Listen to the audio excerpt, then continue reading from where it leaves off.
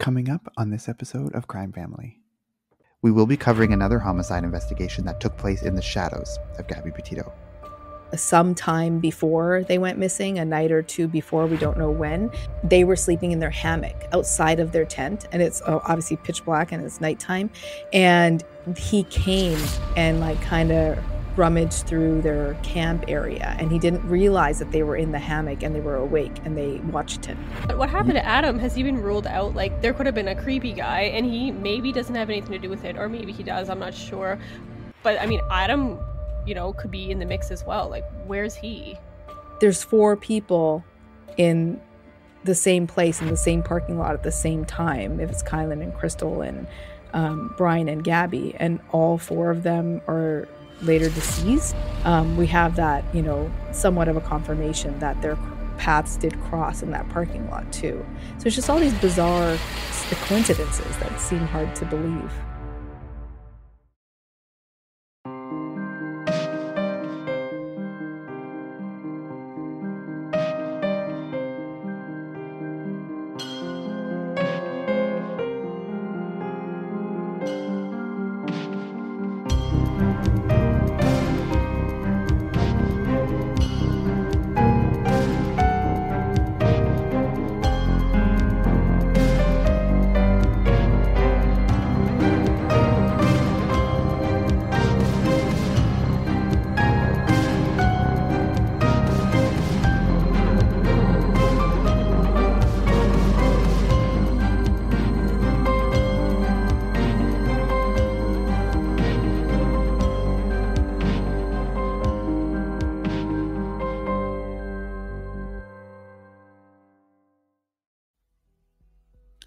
Hi everyone, welcome to Season 3 of Crime Family. We are so excited to be back for another season of interesting true crime cases and discussions. We've been working hard over this hiatus to research cases for you guys, and this premiere is no exception. Today, we have the return of one of our Season 2 guests, Jia Wertz. She's here to discuss her new podcast, Speaking of Crime, and more specifically, about a case that was covered in depth in their most recent season. Now, if you're a true crime fan, and maybe even if you aren't, you most likely know about the Gabby Petito case, a murder investigation that took place just last summer. That case blew up and became one of the most high-profile investigations in recent history, after Gabby's remains were found and her fiancé Brian Laundrie disappeared and became the prime suspect in her murder, leading to an international manhunt. We will not be covering the Gabby Petito case in depth in this episode, because it's been so widely publicized and we feel there's nothing new we could possibly add to that discussion. But we will be covering another homicide investigation that took place in the shadows of Gabby Petito. Married couple Kylen Schulte and Crystal Turner were living the van life similar to Gabby Petito and Brian Laundrie, traveling from campsite to campsite in the Moab area of Utah in the summer of 2021. The couple was last seen on the night of August 13th, and according to reports, the couple left town to return to their campsite just after midnight on the 14th. After not reporting to work on the morning of the 15th, friends and family members were concerned about the whereabouts of Kylen and Crystal, and only a few days later, family friend Cindy Sue Hunter found the bodies of the 2 women in a creek near their campsite. Autopsy reports and evidence suggest they were murdered 4 days earlier, on August 14th. Their causes of death were determined to be from multiple gunshot wounds to their backs, sides, and chests. Eerily, friends later came forward to say that the couple had mentioned that there was a, quote, creepy guy who was camping near them, and that they planned to move campsites due to his creepy behavior and demeanor. No real description was ever given about this man, but he's believed to be a major person of interest. So far, police have never been able to identify or track him down, as far as we know. Their murder is still unsolved and has received a significant lack of media coverage when compared to Gabby Petito's murder, which has various connections. Not only did Brian kill Gabby near the same small town of Moab, Utah within weeks of Kylen and Crystal's murders, but early on it was suggested that the 2 crimes could have been linked due to possible run-ins that Kylen and Crystal had with Gabby and Brian in the days before their deaths. Reports suggest that Gabby and Brian got into a physical altercation at the Moonflower Co-op, where Kylen worked, and there were rumors circulating that the 2 couples may have played pool together at a local bar shortly before the murders, but this has not been proven. While one case captivated the world's attention, with social media influencers and amateur sleuths tracking movements and clues in real time in order to catch Gabby's killer, This other case captured very little attention. And we want to know how a murder investigation that happened near the same small town with intertwining timelines could receive such little media coverage. For context, Moab, Utah has a population of about 5,000 people. All of a sudden, 3 murders happen within weeks of each other. While likely a total coincidence, there's no denying the connections that these 2 cases have. We chat with Jia about the facts we know about Kylen and Crystal's murders, the early connection to Gabby Petito, and the role social media plays in true crime cases of today. A true crime series investigating mysterious, unsolved cases. Real people, real stories, real crimes. Earlier today, human remains were discovered, consistent with the description of Gabby Petito. It's been so heavy on everybody's shoulders, not knowing. My mother passed away not knowing, and that was her biggest wish, was to find out. Said I miss her, and I promise I'm not going to stop till it's solved. I know Brian Enton was here trying to talk to people, and people won't talk. They're scared. People want a resolution, and that's why there's conspiracy theories, but you just have to remember there's families for both of them. Oh, I feel we're getting really close. Unless, of course, the leads that I'm pursuing end up being a dead end, but you don't know until you hit that dead end, right? Tune in to Speaking of Crime with your hosts, Jia and John. Available on Apple, Spotify, or wherever else you listen to podcasts. We are at Speaking of Crime on Instagram and Facebook, and at Crime Speaking on Twitter.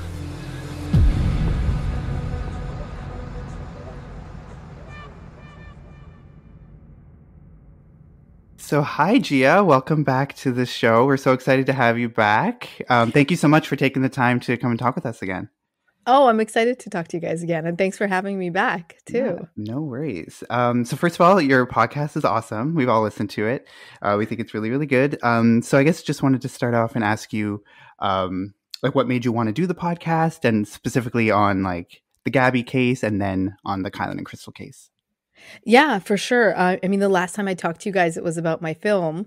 And while I was doing promo for the film, I interviewed with Speaking of Crime. I was a guest on their show. And funny enough, at the same evening after I had the interview, I hung up and I got a message from the hosts. And they were like, hey, I know you're probably too busy to take this on and it's probably, not feasible, but we wanted to ask anyways, would you like to be a co-host and join our podcast? And that's how I ended up joining. And I immediately was like, hell yes, because, it's in the true crime genre and that's what I do. And I was like, it can't hurt to have more, avenues, where you're doing the same kind of work. And so I said yes right away, not knowing really how much work it was or what I was getting into, because it's a ton of work, as you guys all know, I'm sure. So that's how I got into it. And then since then, so we did a couple of interviews together as myself as a host, interviewing other people as a co-host, I should say. And then we decided last September that we were going to revamp the whole thing. They wanted to do an audio documentary and not do interview style podcasts anymore. And that's when I really got involved, because I have a documentary background. So we redid everything from the branding to the sound to the logo to the intro and everything, the whole style of the podcast. And we relaunched in September of 2021. And when we did that, we were looking at cases like, what should we cover? We had no idea. And so we all, as co-hosts, decided we would just go do our homework, each bring 3 cases to the table, and then talk about the cases and decide what we wanted to do. And the Gabby case hadn't blown up yet. It wasn't, huge. We were planning this in July, I believe, of last year, or August. It was August. Yeah, it had to have been August. And, it had just happened. Gabby was just missing, and she was missing at the time, and no one knew where she was. And that case was just really intriguing, as obviously the whole world thought in the end, because it was this van life thing, and there was videos, and she was a YouTuber. And so there was content where you kind of felt like you got to know her. And so you felt more attached to her. And so a bunch of us that were talking about it, my co-host wives as well, were involved in the conversation. And we all thought that was an interesting case. And so we started there. And then we, as you know, discovered that there's these 4 other people that are missing in the exact same area around the same time. And so that was bizarre. Back in August of last year, we were thinking, is there a serial killer? What's happening? And so because of the multiple people and the multiple cases, that's what really got us, interested in digging deeper. Yeah, and because I was wondering too, like if you initially wanted to do the Gabby one, but then it kind of organically transitioned to the Kylen and Crystal one, just because they were kind of closely connected or thought to be at the beginning. So that sounds like probably how it kind of came about. That's exactly how it happened, because there was also Robert, there was also Keon, and then there was Kylen, Crystal, and there was Gabby. So there was these, 5 people. And I hope I didn't miss anyone. I think there was 5, because the other cases we didn't go, too deep into. We'd mentioned them in a couple of episodes. But yeah, it all happened naturally. And then Kylen and Crystal's also was just so bizarre because of the comments that they made to their friend the last night they were seen alive, saying, if we were murdered, it was this creepy guy or whatever. It just, it just makes the hair on the back of your neck stand up, like what's going on. Yeah, and I know you touched on a little bit too, but I wanted to ask, like, why you think the Gabby case blew up so much compared to the Kylen and Crystal one? Because you'd think Kylen and Crystal, was closely connected to at the beginning to one of the biggest cases in the last decade for sure. So you'd think it would also have kind of the huge media following, but it didn't really, right? Yeah, I know. And it's so interesting. And I don't have the answer to that, but it is very, very interesting, what you're asking, because a lot of people, obviously there was that backlash that because she was a young, white, blonde girl, she got more attention, and people of color don't get that kind of attention. But then Kylen and Crystal are both, also white women, and they didn't get that kind of attention. And so, that kind of debunks that a little bit. Not that it's not true. I know that is a fact and it does happen, but Kylen and Crystal didn't get that level of attention, and still are not. And their families are working really, really hard to try and get that level of attention so they can find evidence that they really badly need. So I'm not sure. I know other people have said that because Kylen and Crystal they loved the van life and they chose to live the van life, but they weren't well off. They were doing it to save money. It wasn't like they were well off and they redid a van and they went on this like Instagram van life trip that lots of people do, right? It was a little bit more out of necessity for them. And so I've heard people say, or discuss anyways, that maybe it's because they were, not as well off and didn't have as much money, and they were doing it more as a means of saving money and stuff like that. And then also, they were a gay couple. And so a lot of people have said that that won't garner the same level of attention. People will care less about them. And, I don't know if it's a little bit of all of the above or why that happens with some cases, that they just kind of catch fire and others don't. But that's definitely the case. But why, I haven't been able to put my finger on it. Yeah. And I know you said that Gabby, people felt like maybe they knew her a little bit more because she was kind of the Instagrammer. But it was my understanding, right, that she wasn't really like a big YouTuber, right? Because she had only released a few videos, right? Like she was kind of just starting out, right? She was just starting out. But I think because she had launched that one YouTube video, which was really well done, by the way, right? I think because that went viral and people watched that, through that video they got to see her personality, and seeing her personality, like, people like dubbed her America's daughter. Like all these people were like, this could have been my daughter. This could have been my daughter. That was kind of everyone's feeling and sentiment. And I think obviously that makes people feel more attached to her, that her parents also, all 4 of them, her mom and dad and their spouses, were so vocal and also so well-spoken and so kind. And in every interview that they did, they were just so warm, and your heart really went out for them. Maybe that had something to do with it too, because I know a lot of Kylen and Crystal's families weren't, I know Kylen's dad was, but other than his dad and her dad and her aunt, no one else was speaking up in the beginning either. They weren't in the media, in the public eye. So maybe that had something to do with it. It's hard to say. I think also this might have been after it started blowing up a little bit, but it was kind of like you could see the story unraveling as it was happening. It was like they were missing, and then like the police body cam came out, so everyone's like, even people that weren't interested in van life were like, this is like a crime happening. And then those people that found her van, like they posted that video too, so it's like, here's another clue. So it was kind of like the audience was involved in the search, which didn't happen with a lot of cases. So maybe that was like what sparked interest too. It's like we are in real time watching what's happening. Yeah, you're so right. That's so true. And that body cam video was so long, first of all. And when people watched it, there was such a debate in the beginning of, we're watching this domestic violence, kind of. People recognized it. People recognized the behaviors as this is domestic violence, and we're watching it, and we're watching her kind of try and protect the person who was hurting her, while other people were like, no, it seems like everything's fine. So that created this kind of, juxtaposition and that debate between the public, which I think also, you're right, definitely drove, eyeballs to it and attention to it, for sure. Yeah, and you had all the social media influencers weighing in too. Like, people were going through their own dash cam footage to see if they could spot like the van and stuff. So I think you had that element too, where it's like these random TikTok influencers were like posting videos, right? And then people really felt like they wanted to be involved somehow, and everyone wanted to kind of be the one to break the case, I guess.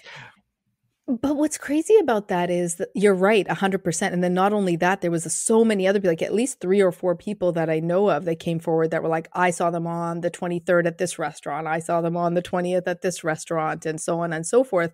So people were getting really involved. But the flip side of that is, Kylen and Crystal were missing also, and people must have seen them camping or what have you for the few days that creepy guy was around. And all the family is asking for is anyone who was there to send in their dash cam videos and photos and whatever else they have, in order to see if there's any images of a car in the area or of the creepy guy in the area. And it doesn't seem like they're having much luck, and they're looking for the same kind of support and the same kind of people coming forward with either stories or images or, witnesses, and they're not getting it. Yeah. And that's because if all those people are really seeing Gabby and Brian, it's like they have to be seeing Kylen and Crystal too. It's a very small place, right? Yeah. So it is bizarre that. Well, the difference is, I guess, Gabby and Brian were roaming around the town, right? Whereas Kylen and Crystal left at 1 a.m. their friend's house and went into the mountains. So it'd be much fewer people that would have seen them in the mountains. But still, like Moab, I think the population of Moab is 5,000, and they get 3 million visitors. So like, it's like 3 million people. Somebody has to be, like, they're in the mountains. Everyone goes there to see those, red rocks and stuff. So there just has to be. Yeah.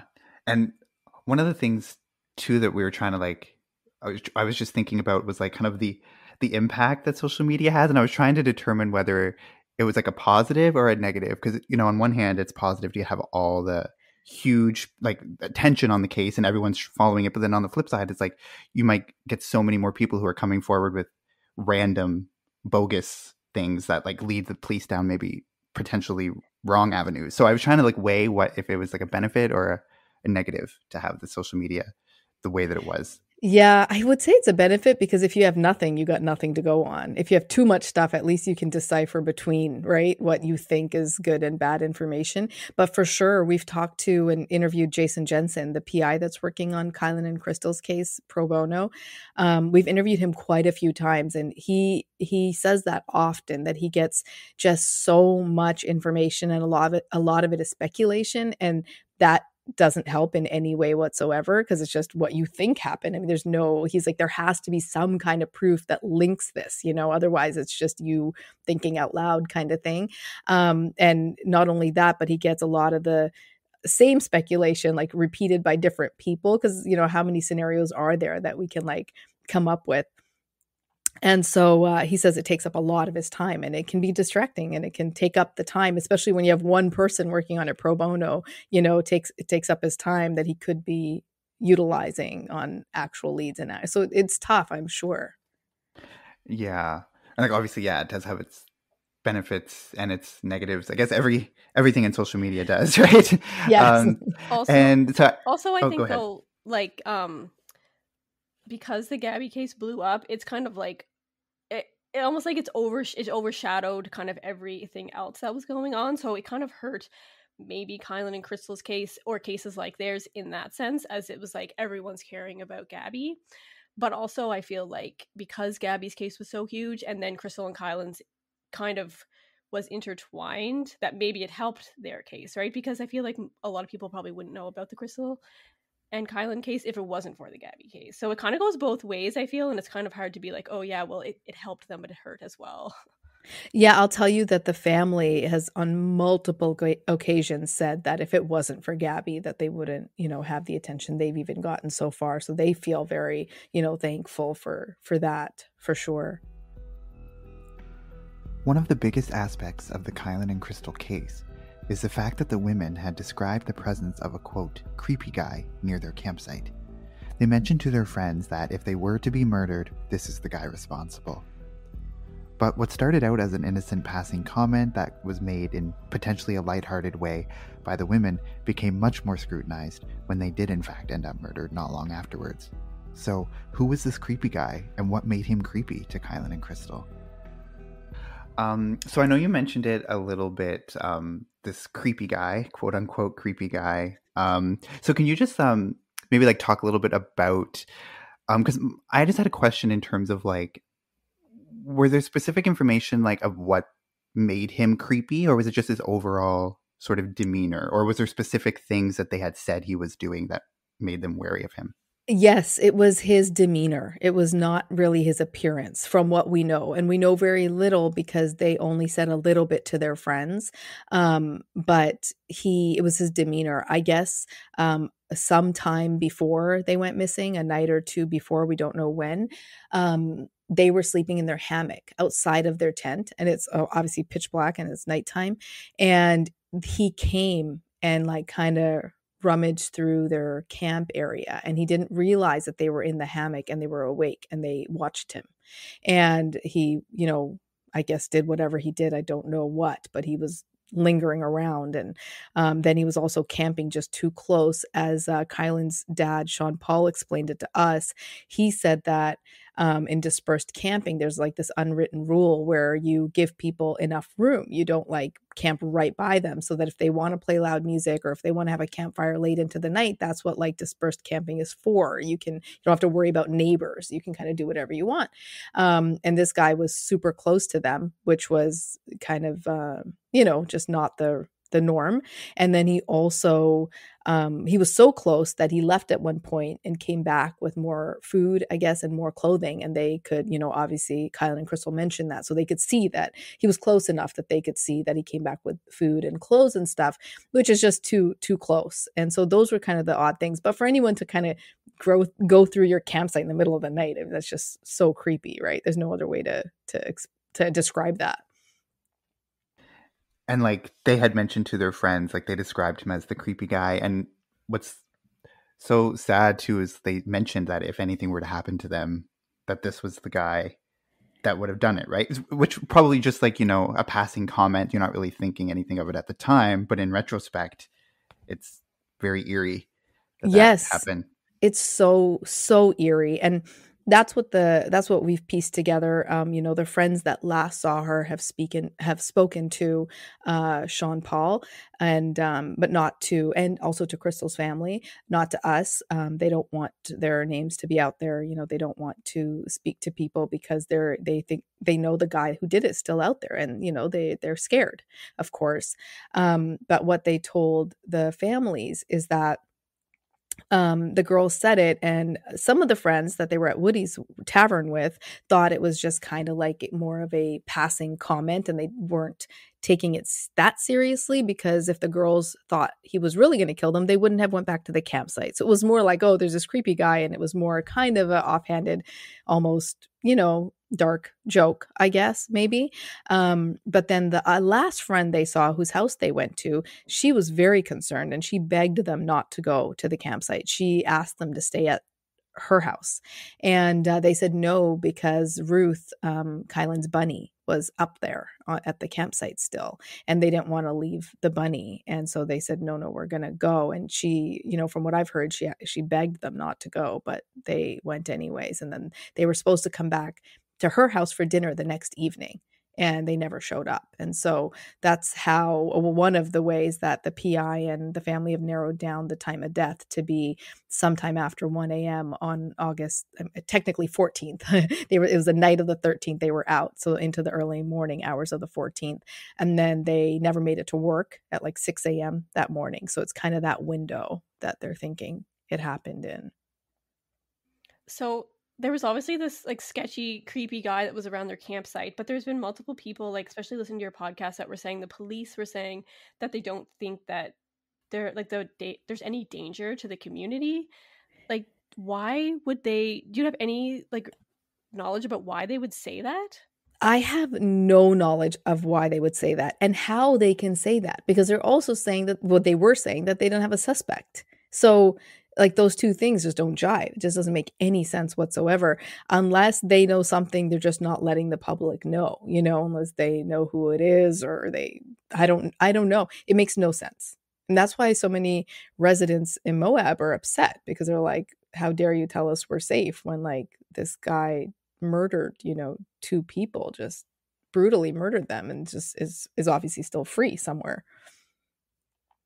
It's crazy. Yeah, and like as far as we know, like the police have never been able to, of course, determine or identify who this creepy person is. I mean, there's potential suspects or potential leads, but there's never been definitively a name or anything, right? No, not at No. all. And I don't know about you guys, if you've read the recent articles that have come out that have said that they have like possible suspects. The articles are so strangely written, and they're in like not such reputable newspapers.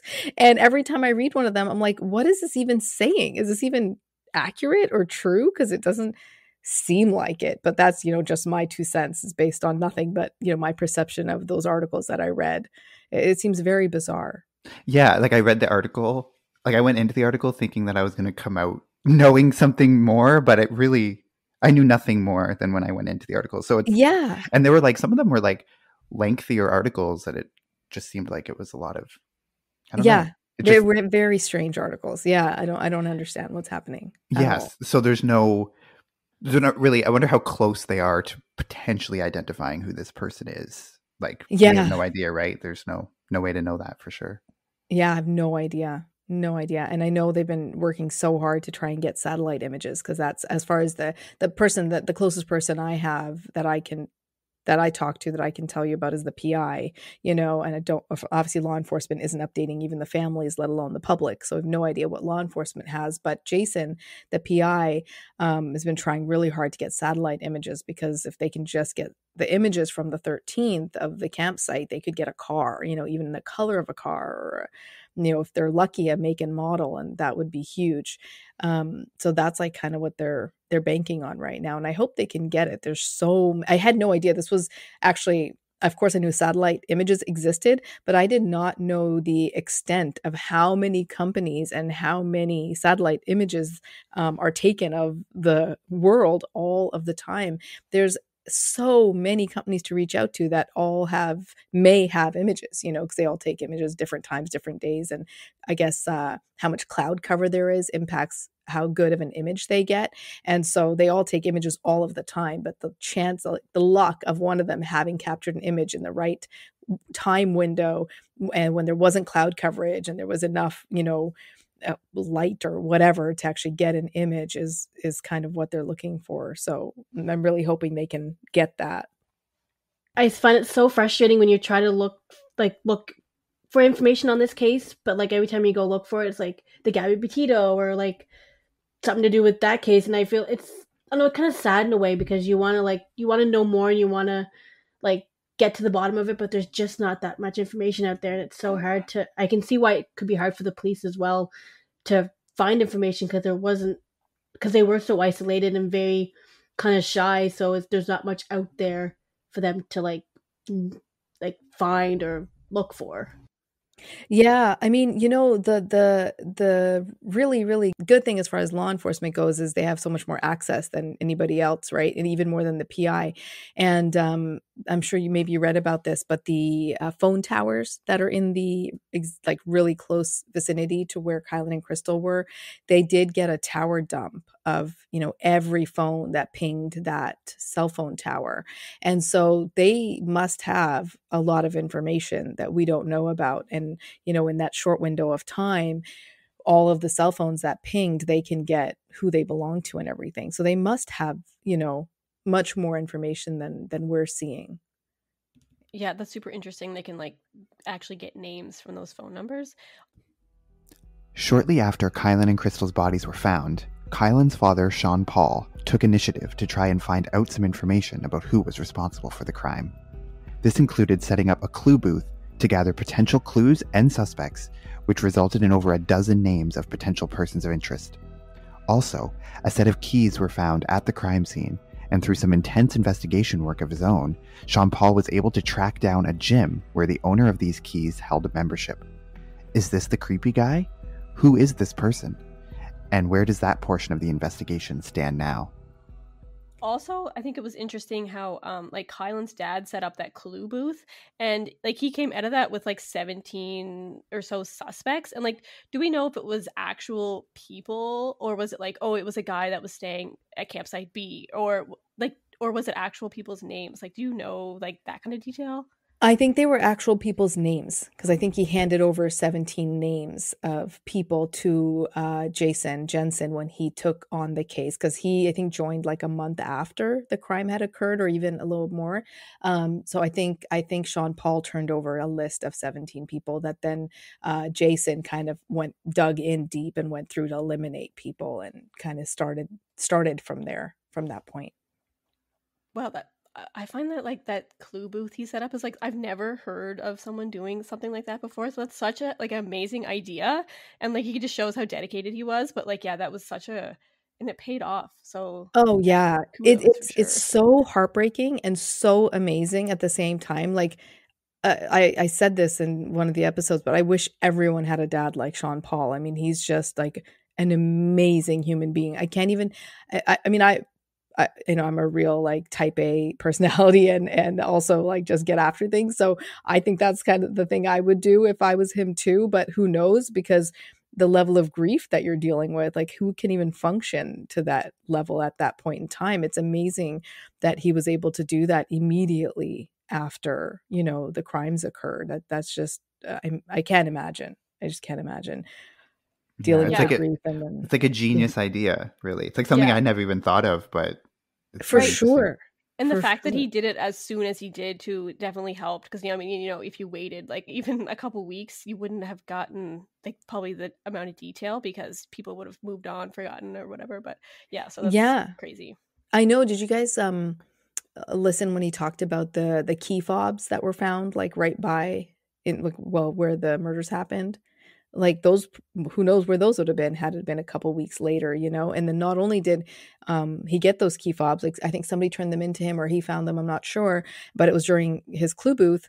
But then when the key fobs are like those memberships that you get that you can attach to your keychain, right? And so he was like, oh, well, we can definitely identify, it's got a barcode on it, they can identify who it belongs to, whether it's like a grocery store, like in this case they were gym memberships. And he gave them to the cops. And they weren't able to identify him to anyone because one of the gyms had been like foreclosed, shut down or whatever. And he instead researched on his own, and him and his cousins researched online and ended up finding it had just had a logo on it, but no name. And they ended up like scouring gyms after and identified the logo to the gym it belongs to. And then one of the gyms happened to be in Tyler, Texas, where his cousin lives. And she actually went to the gym, and that led to one thing to the one thing. And then he ended up getting the name of the guy who the keys belonged to himself. The cops didn't get it, and the cops didn't know who that person was. And he found it. And then he looked the guy up on Facebook, and then looked through all his photos and looked through all his videos and found a video with his license plate, and then got his car and make and model. And then he's the one who sent all that information to the cops. So he called the cops, and they were like, oh yeah, no, we haven't been able to identify who that belongs to. And he was like, yeah, like that's what I'm calling. I identified them. And it's crazy. And I know the police are obviously dealing with so many cases, and when you're just dealing with one, then that's your whole focus. So maybe you can get a little further, but the police have so many resources. It seems crazy that like the father of a victim has to be the one to not only set up a clue booth, go through all these clues, how like torturous that would have been, and then to even dig through them, identify suspects. It's crazy. Yeah, like it's crazy. Like if Sean Paul was able to do all of that just himself, imagine what the police could do given all the resources they have available to them. So, exactly. And so he came up with the name of this person who the keys belong to, but did he ruled out, or are we? So this is the frustrating thing because, and I find it so hard to believe because, he called it into the cops, gave them the name. And since he's turned it into them, they won't give him any updates as to whether that person is a suspect or not. Cause they're like, information only goes out. Like it only comes in, does not go out. They're not updating any of the families with anything. I know Crystal's mom has called me numerous times after we interviewed her. She calls me regularly and she's so frustrated because she never gets any updates whatsoever either. And, Jason, the PI, said that that's how it works with law enforcement. And I find that very, very odd because you would think they would at least update the families. No one else, the public doesn't deserve to know anything. And the family's not going to leak anything. Nobody wants it solved more than the families. Like the families want it solved more than the police want it solved. There's no way they're going to do anything to hurt the case. And the reason it really seems odd to me is because I remember Nicole, Gabby's mom, couple of times in the press conferences going on and saying how amazing the FBI has been and how they have helped her the whole way through and kept her updated and so on and so forth. And it seems in that case, they felt like they were like partners, like they really, really got help and information. And in this case, they're not getting any information. And then the PI is also saying that's just how it works. That's just the norm. And just to me personally, it seems like, how can that be the norm? It doesn't make sense. And it doesn't seem to be what happened in Gabby's case from, my vantage point. And so we have no idea, of course, if this supposed suspect that they have from those most recent articles, if that is tied to this key fob. Like, of course, we don't know any of those details, right? So there's so much still unknown. But also one thing you guys mentioned in your podcast was this guy, I think his name was Adam. He's someone who worked with Crystal, who was, I guess, creepy as well. I don't know if he was described that way, and he never returned to get his paychecks or returned to work after Kylen and Crystal were murdered. That's correct, right? That's correct. Yep. Yeah. Yep. So that was like when I was listening to that, I was like, oh, that's obviously suspicious, a potential person of interest. But then also there's a point made in your podcast. I can't remember who said it, but they said, for them to describe this person as a creepy guy wouldn't have been someone who they knew, right? Like they would have exactly. They would have been like, Adam is creeping us out, at our campsite, right? Yeah. So it's pretty clear or obvious that it was probably not somebody that they knew in any way, or at least didn't know their name. Right. Yeah, I mean, that's what I would assume because, from what Shay, who is a friend of Crystal and Kylen's who worked at McDonald's, who still works at McDonald's, she said that Adam, I guess, had a problem with somebody else who was also a lesbian. And I guess he had a problem with that for some reason. And so that was odd behavior. And then he also just kind of had a problem with Crystal in general. And they don't know if it was for the same reason or for other reasons. Shay didn't know.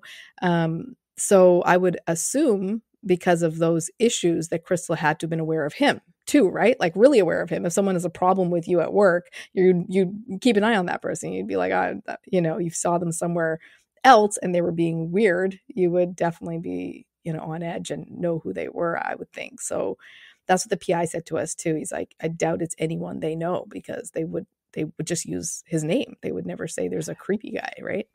Yeah. Yeah. Especially because you would want to give your friends or the people you're telling that information, like as much information as you could, right? You would say the name if you knew the name. of the Yeah, person. and they seemed to not be scared. Like they weren't really scared from what it seems. So maybe they wouldn't give as much information because they weren't seriously scared, right? But if you and me both know the same person, I'm going to be like, "Hey, Sarah's a weirdo." I'm not going to be like, "Oh, there's a creepy girl next door." I'm going to just tell you who it is because you also know her, right? So they were talking to friends who also work at McDonald's and stuff, so they would definitely just mention him by name for sure, right? Yeah. And also, it's mentioned in your podcast too that Kylen and Crystal just weren't the type to ever like think that they were better than anyone. So they wouldn't describe someone as creepy unless it was significant. You know, they weren't easily kind of scared of things like that. So like for them to actually say he was creepy, it had to have been significantly creepy. Right. Yeah, that's what everybody said, that they were not scared. Yeah, so for sure, if they thought someone was creepy, that's what everyone has said, that if they thought someone was creepy, it had to like really be creepy because they were kind of fearless, is what everybody says about them. But what happened to Adam? Has he been ruled out? Like there could have been a creepy guy and he maybe doesn't have anything to do with it, or maybe he does, I'm not sure. But I mean, Adam, could be in the mix as well. Like where's he? We have no idea. And hopefully, the PI knows something or law enforcement knows something. But I asked Shay that, and she said that ever since that this happened, ever since the girls were killed, he stopped showing up for work. He didn't even pick up his last paycheck, and he's just been MIA. And it was him and a friend, another guy. They both worked at McDonald's. They were both kind of just traveling the country, and they had happened to be in Moab at this time and had gotten a job temporarily. And then just both of them took off, and both of them have never returned. It's just very weird. That's interesting as well because they were saying that Kylen and Crystal had multiple shots or multiple gunshot wounds. So they're thinking, oh, maybe it was more than one person. Did they ever figure out like if it was more than one gun? And it could have been like 2 or 3 people that had guns and shot them. Like, do we know that info? In the beginning, people were wondering that because they were shot so many times, but it was just one gun. Yeah, so I think it must have just been one person, but we're not sure of that either. Yeah. And so, like when I was listening to the podcast, I was like, Adam is definitely someone who needs to be followed up with at the very least. But then there was also mention of the other guy, John Colt, I believe his name. Yeah. Yes. So he was also kind of in the mix there. Can you just explain a little bit about him and why he was sort of in the mix there? Yeah, I mean, he looks super creepy, and he has a history of sexual violence, and he did his prison time, and then he was deemed too dangerous to be released once his prison time was up, and so he got put in a, I guess like a hospital that's also, excuse my lack of knowledge for what this is, but I guess it's like a prison that's kind of like a hospital as well. And that's where he got put. That's where he was kept. And then he escaped. And I think if I recall correctly, it was quite a while ago that I reported on him, but I think he got through 6 locked doors. He tricked one of the workers who worked there. And I think maybe even was in a relationship with her, and she helped him escape. And he put on like, I think it was a doctor's like scrubs or whatever, and got like a ID badge and stuff, and literally walked right out. And he was staying in Torrey, Utah, which is like, I think 2 hours, an hour and a half to 2 hours away from where Kylen and Crystal were. And but from everything that Jason Jensen has told us, it didn't line up. His dates and his where he was at the time of the murders, it didn't make sense. But I don't know if he's been fully ruled out or if it's just unlikely that it's him, again, because we don't get any confirmation on who the suspects really are. But he had made this comment while he was in that hospital prison place that that if he was ever to go out, if he was ever to get out, he would go on a rape spree. And so, yeah, it's very strange.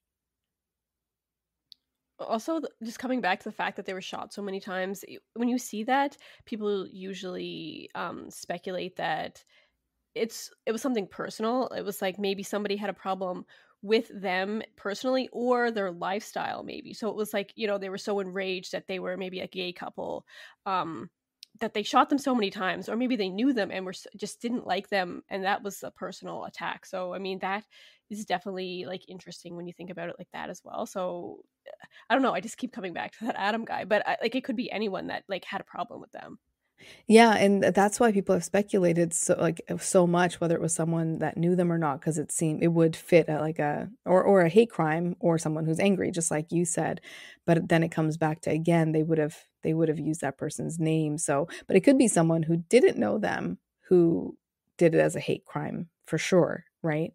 I have no idea who like walks around with this level of hatred for strangers. It just makes no sense. Sometimes when I was listening to the podcast, I just kind of was wondering, like, is it possible that whoever did it is completely separate from this creepy guy? Like, that would be too much of a coincidence, right? That it's just not even the same person. I mean, but it very well could be. I've had that thought too. I've thought that a few times, it could be. And I know some of our like avid listeners who comment a lot and talk with us on social, one of them has said over and over that she thinks, and of course this is again just her opinion, but she thinks that the creepy guy is a red herring and she thinks it's someone else entirely. And none of us could ever know. But the PI again says this guy had been creeping them out. They even made this comment about him, like the chances are low that it would be somebody else entirely. But then as I go through like Facebook pages of people who discuss this case and kind of dig up stuff about people who are in the area, it's insane how many weirdos were in the exact vicinity at this time. It seems very, very odd. There's like, I've seen 6 or 7 people like they've done kind of profiles on that. They're like, oh, this person was camping super close by. This person was at the lake. This person was here. And when you look at these people's like rap sheets, it's crazy how many dangerous people were close by. So who knows? I mean, hopefully law enforcement knows. Yeah. And that's why I think it's so important to follow up on every person, because we don't know for sure it is the creepy guy. So, it could have been someone they knew. So like, Adam, that would be a person you'd want to follow up with, right? Because you never know if the creepy guy is a red herring or not. Probably not, but yeah. Yeah. If it was me investigating the case, I would follow up on every single person because I feel like the more you know, the better. But I know Jason is pretty in the camp that he thinks it's someone they didn't know because they just would have. He's like, you got to go with the facts, and they didn't use his name, and that's like a fact. A few weeks before Kylen and Crystal's murders, a series of firearms were reported stolen from a residence in Colorado. One of the guns that was stolen was described as a Turkish 9mm, which is a rather unique type of firearm. Then, at Kylen and Crystal's crime scene, there were a series of silver shell casings that were found and were described to be unusual. Could these unique shell casings belong to the Turkish 9mm gun that was reported stolen just weeks before? Could these two incidences be connected? And if they are connected, could this lead us closer to determining who was behind the murders? And I know going into a little bit more about the gun, because there was a part in the podcast as well where somebody had reported their guns had been stolen. And there was a possible thought that it could have been one of the guns that was stolen was the one used in the murder. Can you talk a little bit about that? Yeah. And it turned out, we didn't know this at the time. There was a local man, I think he was, on the Colorado side, but close by, who had 3 guns stolen from his shed, I think.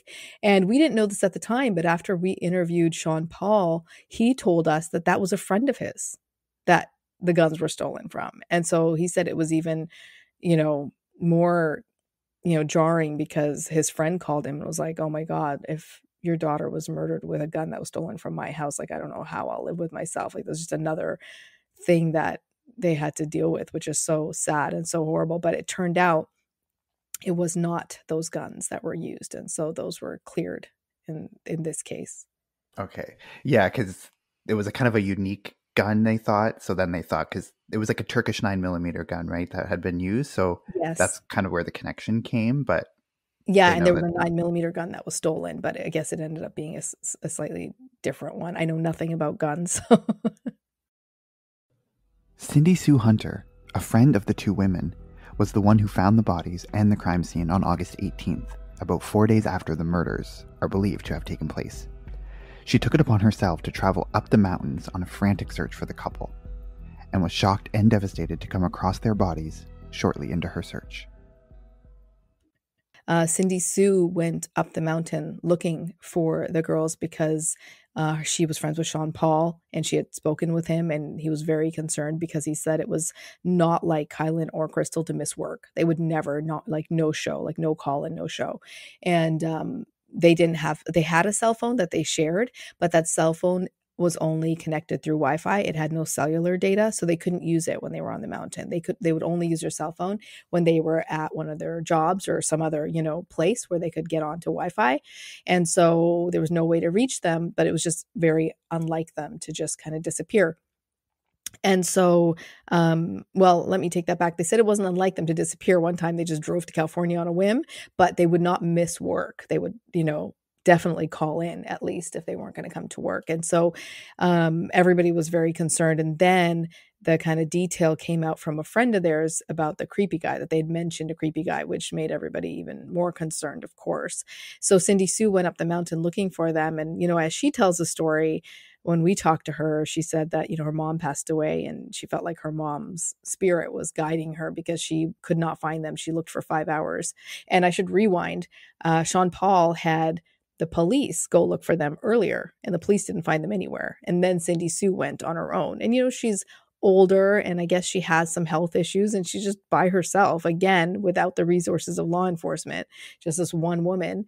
And she said she filled up a tank of gas and took a bunch of water and like stuff to just be out for as long as she needed to be.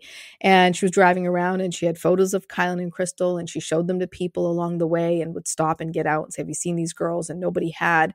And she just kept doing that. She did that for 5 hours and she was about to give up. And she said like a voice in her head said, no, just turn right. And as soon as she said she made a right, and she saw like a glimpse of something kind of silver flicker, like the sunlight hit it. And it was their Kia, and she found their Kia, and then she pulled in there, and then she found their the rabbits like enclosure, and then she saw Kylen's body. And as she started to look around, she saw Kylen's body, and so she's the one who located them.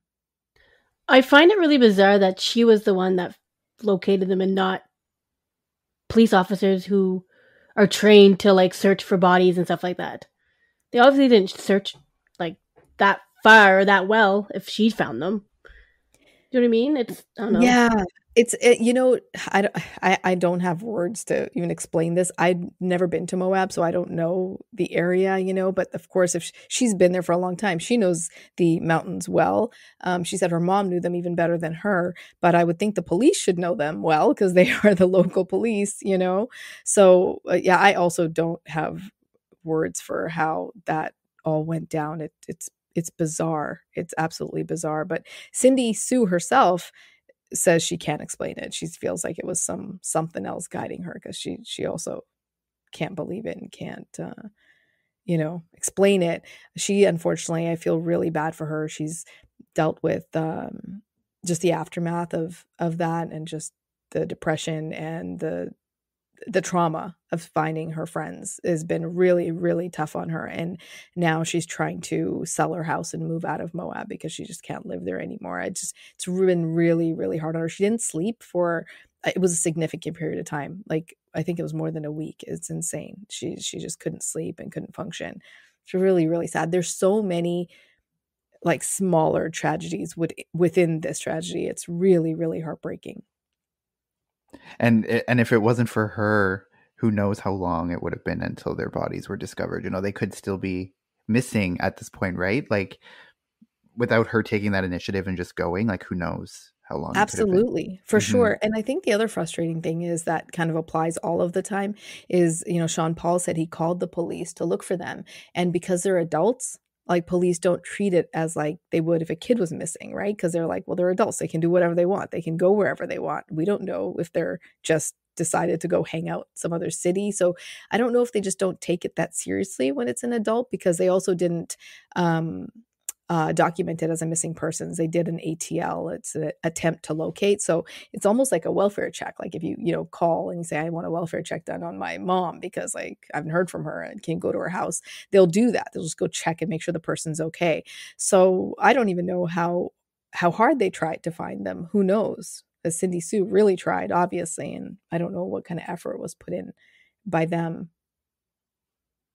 Yeah, it could have been the fact that even that they kind of lived out of a van and they were camping a lot. It's like, well, they could be anywhere. So like they don't really have a home to go check on them at. So that probably didn't, in the police's mind, they're probably like, well, they really could be anywhere.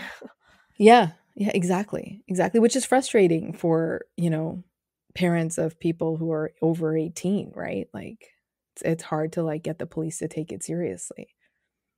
Yeah. And wasn't there, and also in the podcast, you talk about their van was discovered in like a parking lot, right? Or one of their vehicles, and some of the stuff was taken, or some of the items it was searched at least, right?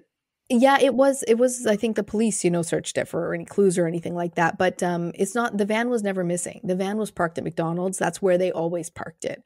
And so the van was where they had left it, was parked at McDonald's. It was the Kia that they were driving that was the kind of missing vehicle. But yeah, the van was also searched along with their storage unit, I think, that they had in Moab. Yeah.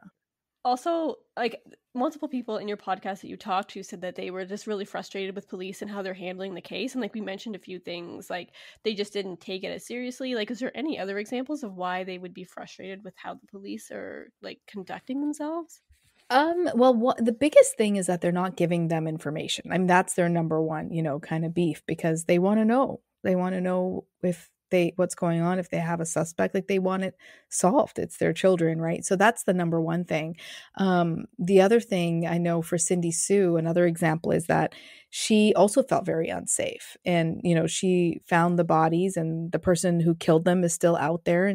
And so she said that she just felt like she also got no updates. So she was, and she said herself, she's like, who am I? Like, they don't owe me any updates. I'm just the person who found the bodies, which I don't know. I feel like she deserves some updates, but she said she understood that she's not going to get updates, but she felt very unsafe in her home, and I think she lives on her own, if I'm not mistaken. And so she said at one point, the local law enforcement, not the ones working on the case, asked her if she would like a police officer like stationed outside her house to make her feel safer for a while. And she said, yes, she would.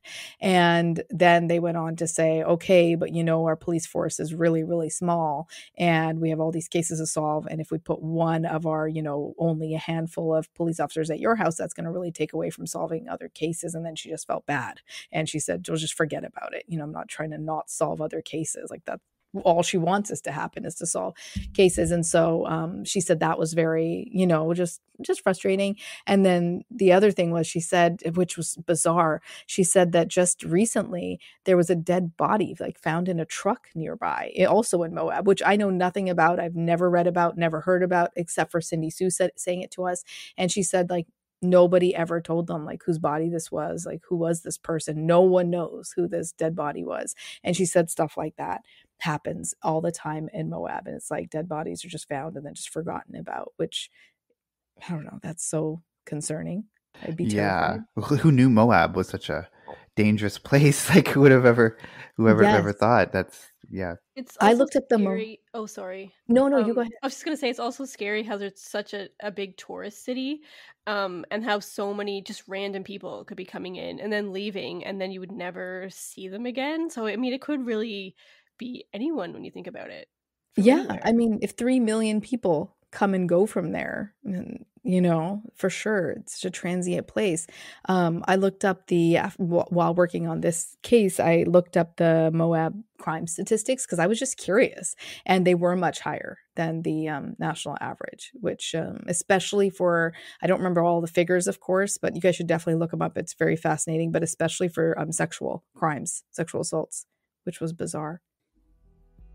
Early on, Kylen and Crystal's murders were intertwined with the Gabby Petito case due to the close proximity in both time and place. All murders occurred near Moab and took place only weeks apart. Not only that, but a physical altercation between Gabby and Brian took place outside the Moonflower Co-op, where Kylen worked. And there was speculation that the two couples could have played pool together at a local bar shortly before the crimes occurred. Given all these details, there's no way to look at this case without at least discussing these connections. Isn't it odd that these 4 people who were total strangers and may have interacted on a few occasions all end up dead within weeks of each other? While the police have since concluded that the murders are not connected to each other, the intertwining details gave some attention to Kylen and Crystal's case in the early days of the investigation. However, once this connection became less and less likely, public interest in Kylen and Crystal's case all but stopped, and the focus was solely on Gabby Petito. But one other thing I did want to touch on, because was important, at least early on, was the possible connections that it had to the Gabby Petito case and like the potential run-ins they had. Like there was speculation they may have played pool with Brian and Gabby. Of course, that's never been confirmed or substantiated, so we don't know for sure. But can you just talk a little bit about like the sort of intermingling timelines and why they were kind of at first thought to be connected? Yeah, for sure. For one, it sounds like Woody's is like maybe the only or one of two bars in all of Moab. So anyone who's going to a bar is going to Woody's,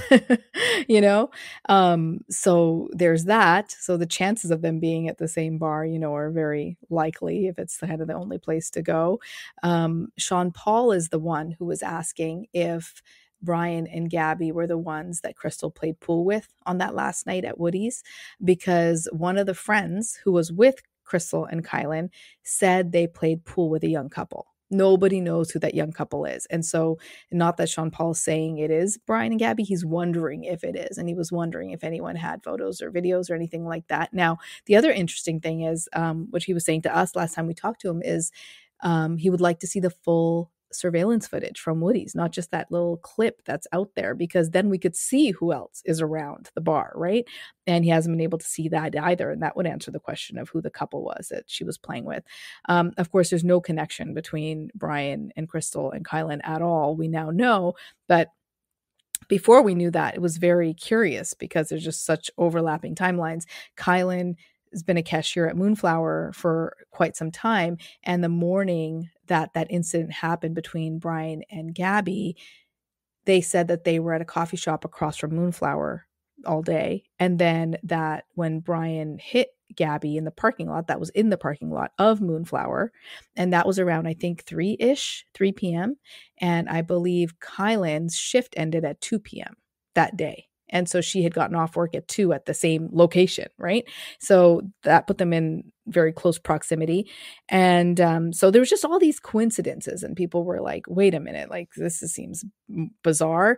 Because I mean, if you think about it just from an outside looking in, there's 4 people in the same place in the same parking lot at the same time. If it's Kylen and Crystal and Brian and Gabby, and all 4 of them are later deceased. I was thinking about that, like walking down New York City. I was like, I'm standing on this corner, look at the 2 people to my right and the 1 person to my left. If all 4 of us were dead later that evening, that would be very strange. Like it's a strange occurrence, but fast forward to today, we now know, after we interviewed Diane, who's Crystal's cousin, she spoke to all the women that Crystal and Kylen were with on their last night at Woody's. And their friends said that the girls told the friends that they saw a guy punch a girl outside of Moonflower, and Crystal had went to Moonflower, and I guess they'd maybe hung out inside Moonflower for a while. Maybe they grocery shopped. Who knows what they did, but they were in the parking lot. They saw a guy punch a girl as they were leaving, and they didn't intervene. They didn't say anything, but they did tell their friends as like something weird happened today outside of work. And they just kind of told them this as a part of their day. And unless 2 people had punched a girl outside of Moonflower that day, it had to have been Brian and Gabby. So we have that, somewhat of a confirmation that their paths did cross in that parking lot too. So it's just all these bizarre, coincidences that seem hard to believe. Yeah. And like, it is just so weird when you look just objectively at it. Like we were saying, the fact that all 4 of them ended up deceased like very shortly after that is just bizarre in and of itself. And and like what I was wondering too, because he was asking if Gabby and Brian were the couple that they were playing pool with, and because some of the friends said that they had played pool with a young couple. But my question is like, because Gabby and Brian were their faces were everywhere, right, during the investigation because of the magnitude of it. So I was just wondering, like, if it was Gabby and Brian, like, wouldn't the friends like recognize their face? Because it was relatively recent, after that. They wouldn't have, because remember, this was August 13th. Mhm. And that video of Gabby and Brian, the body cam footage, Mhm. didn't surface till like the 20-something, The 20, August yeah. 20. So nobody knew who Gabby and Brian, like the incident happened Mhm. that day, but Yeah. nobody knew who they were, But not the like public. even after their faces did become plastered everywhere, you'd think that they would look back and be like, "Oh, that was them." Like, you know what I mean? Like, Oh, I see what you're saying with the yeah, friends. like because it had only been like a couple of weeks after, and like you'd think when they saw the body Yeah. cam footage, they would think, "Oh yeah, that was the people that we saw." Like, you know. Maybe, but you know that one girl who came forward on TikTok, she was at Mary Piglet's and she was sitting at the table like close to Brian and Gabby. And she said that she, I guess, watched the news and read the articles and she remembered the screaming and the whatever was going on between Gabby and Brian and the hostess and stuff back at the restaurant. Because remember, just a couple being, you know, rowdy and this guy being like getting in the hostess's face or whatever happened. And she was following the Gabby Brian case and didn't put two and two together. She just didn't realize that that was the exact same person until I think her husband said, that guy looks so familiar. And then they figured it out like weeks after they'd been following the case. Because I don't know, if you don't really pay much attention, it's like, you know, when you guys report on other stories, right, in this whole true crime world, and same with us, it's crazy how often a eyewitness is incorrect in their recollection of somebody, whether it be identifying someone in a lineup or just identifying them, describing them. So I don't know if they would. They might, but it really depends on the person, right? Like I know if you asked me who I saw 2 weeks ago at a restaurant, I would be completely blank. No idea. Yeah, that's true, I guess. Yeah. Yeah. If it's not like it's such an insignificant moment in your when it's Exactly. happening that you're not taking like a mental image of Yeah, the and you're people. Yeah. drinking and you're hanging out with your friends. Yeah, And, yeah, you're that's right. true. I don't Yeah, know. because that was just like one question I had. It's like you'd think they would recognize, be like, oh, those were the people, but I guess it's very Yeah, easy it to. depends on the person. Some people have Yeah. these photographic memories and things stick in their minds, and other people don't. I guess it just totally depends on the person. I know for myself, I wouldn't. For sure, I would not. Yeah, that's true. Yeah. Yeah. But also, like, I don't know, when you meet somebody and you're like, I want to play pool, like, I'm Katie, and then they didn't even exchange names, like, so, I mean, if they would have done that, obviously it would have been a lot easier, but that's just, I don't know, something. But it sounds like usually that do. couple only played pool with Crystal. So the friends didn't play with them, Okay. right? Oh, I So friends see. were So it like, was oh, just Crystal played Crystal. with some couple. Yeah, Oh, so the friends weren't like, oh, hey, like, who are you? and probably stuff. not. Yeah, so they Yeah. could have very easily gave Crystal the name, but not to the friends. Had Yes. just those three talk to each other, but Yeah. they were all gone Could have now. been. Yeah. Yeah. Yeah. Wow. Now, if we got the full surveillance footage from Woody's, we'd know more who they talked to and stuff. And we could see who they were, obviously, which is what Sean Paul was saying. He would like to have it. Yeah.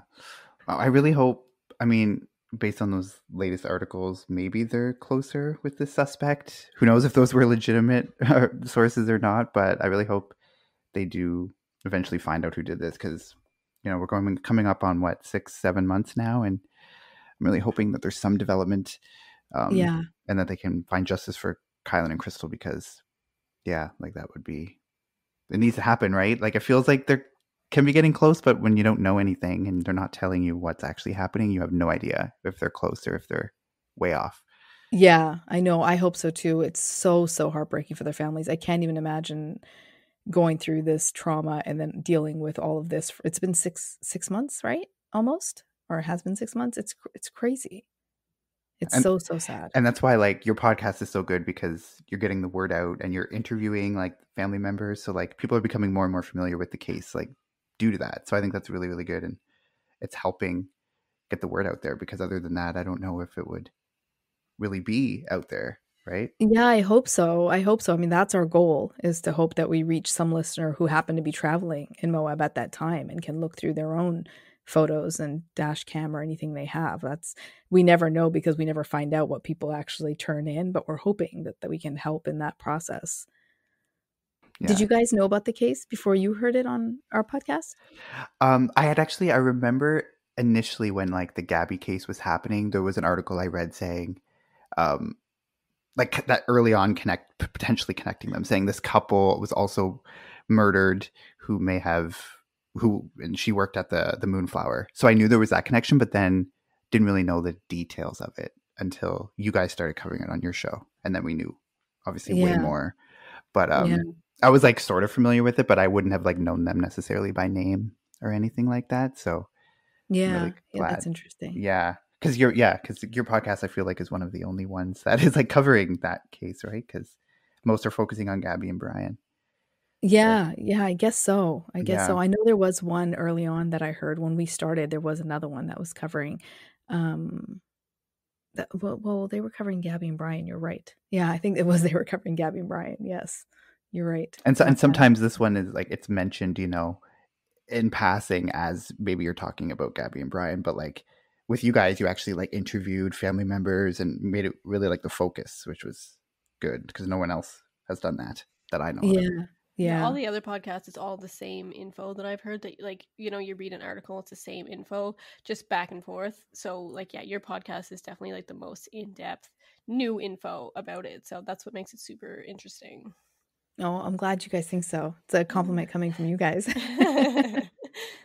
Yeah, and we're really hoping you're going to update as new updates come, and if they solve the case, you're going to cover that as well. So I'm excited to like listen. We will. Yeah, I'm excited for that. Just like one off topic, how is it like reaching out to the family members of the victims? Like I can imagine it would be, I don't know, super emotional to talk to them, and like I'd feel a little bit like stressed just being like, I don't know, like how and like what to say. So like how is that talking to the family? Yeah, I mean, everything you just said is how I feel. Exactly. And yes, it did feel very stressful, especially in the beginning. I'll tell you our season finale, it's in a 2-part, and that was our conversation with Sean Paul.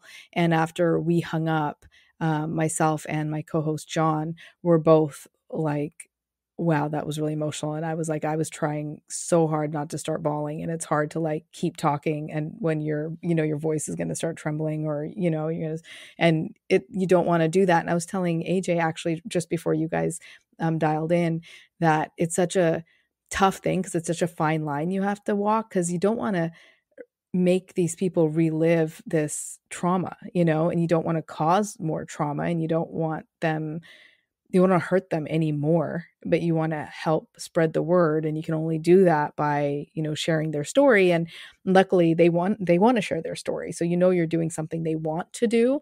But even then it's so hard to ask them questions and then know that they have to answer it. I mean, I know if it was my family member, I wouldn't be able to talk about it. So there's that too. Like I hold them in such a high regard because it's something that I feel would be impossible to talk about without completely falling apart. And for the most part, and people have cried here and there, but they've really like held it together and shared the story. And it's really, really impressive, as I know I wouldn't be able to do that. But reaching out to them has been really nice. They've all been very thankful, and it makes you feel good, at least, that you're able to do something to help them in even the smallest way possible, but it's definitely it's a weird fine line to walk, because for me especially, like this, we might have talked about this about my film. Like I hate documentaries that are sensationalized and that take people's, the worst day of their lives and their tragedies and then sensationalize them for like a story. It's like the story is already as horrific as it can get. It's already as heartbreaking as it can get. There's no need to make it any worse or exaggerate anything or include anything that's going to sensationalize the story.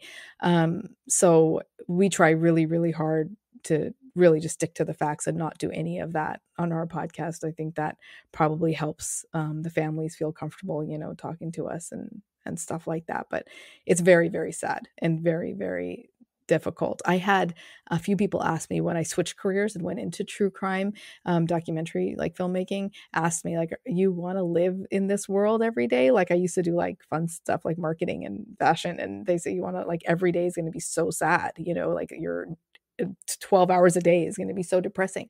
And oddly, I haven't found it to be that at all. The stories are so depressing, but the ability to help these people, even if you're helping them like 1%, is really, really nice. Like it's a kind of rewarding, and you feel like you're at least doing something rather than doing nothing.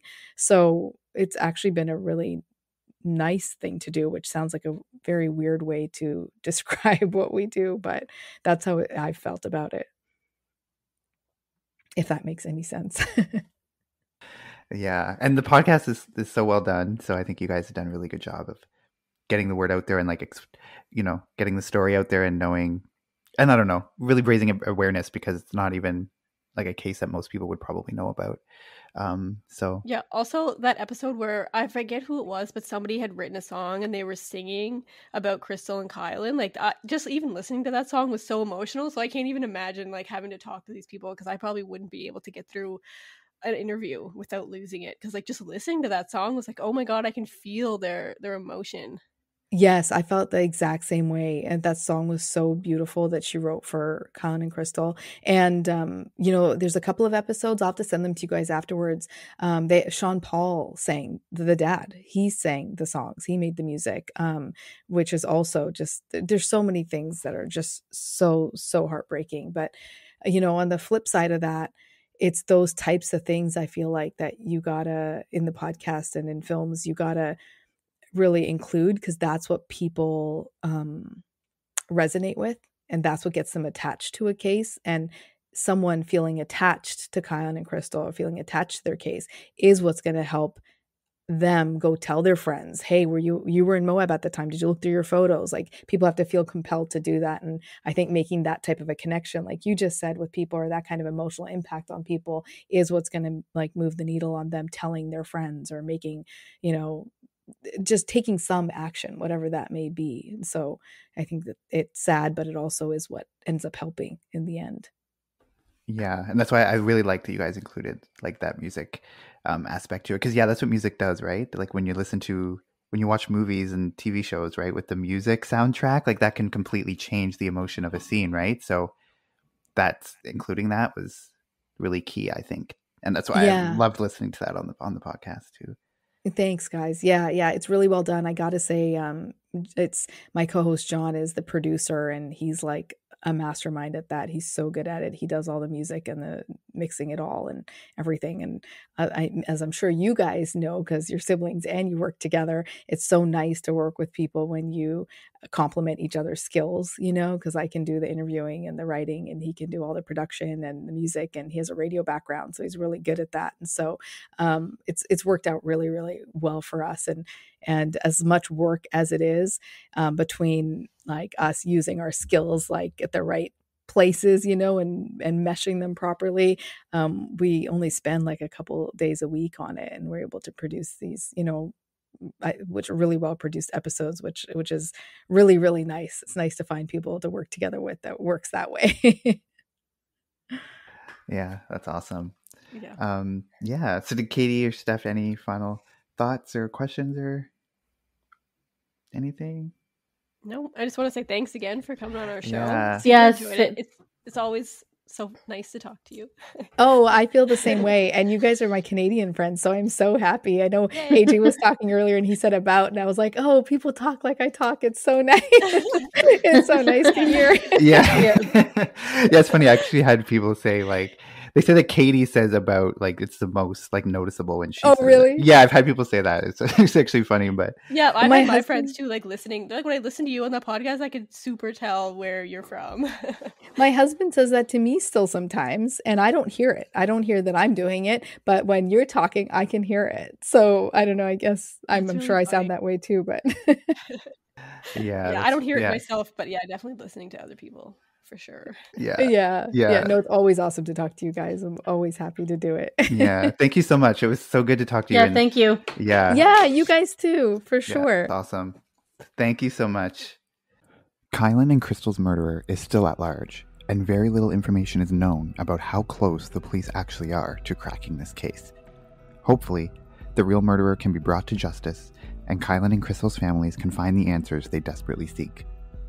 If you have any information regarding the murders of Kylen and Crystal, please contact the Moab Police Department at 1-435-259-8938 to help finally solve this case. Thank you so much for listening to our premiere episode, and we once again thank Jia for coming back on the show to discuss this case with us. Listen to Jia's podcast called Speaking of Crime for a deep dive into this case, with exclusive interviews with family and friends of the victims. The podcast is available on all major platforms and is definitely worth listening to. So we're so happy to be back for another season, and we'll be back next week with another episode. Until then, you can follow us on social media, on Instagram at Crime Family Podcast, Twitter at Crime Family Pod 1, and on Facebook at Crime Family Podcast. If you have any case suggestions or feedback for us, send us an email at crimefamilypodcast@gmail.com. We'll see you next week. Bye, guys.